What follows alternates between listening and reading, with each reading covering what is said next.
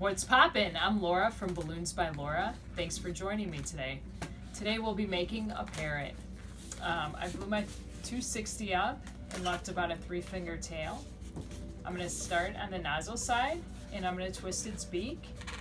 First you're going to make a 3-finger bubble and twist it. Then you're going to fold it over and twist about a 4-finger bubble there. And you're going to see how it makes the beak. Then you're going to take about 2 hands length and make a twist. And you're going to fold it over and you're going to twist into the head. And then you're going to fold over, making a 3rd one about the same size. You're going to make a twist and you're going to push that one through, and that'll be his stomach. Then with your leftover, you're going to fold it in half and you're going to take the end and put it through there a few times to secure it, and that'll make his tail. So it's going to come to life when you start drawing on your parrot. First you're going to draw his beak in the front. Then you're going to draw one eye. You draw another eye on the other side. And then you're going to make his feathers.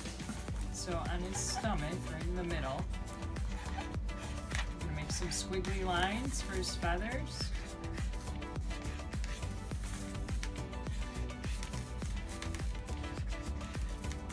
And then on your one side, you're going to make his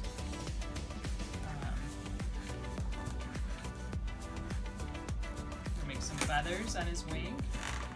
And then on the other side, you make his other wing. You're going to make the feathers.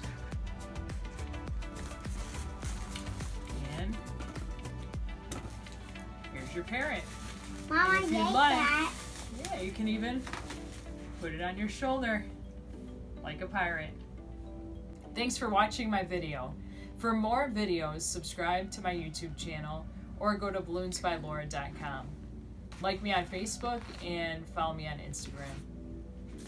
And make a twist about the same size. Is that a turkey?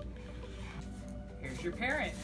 Mom, if you'd like, yeah, you can even put it on your shoulder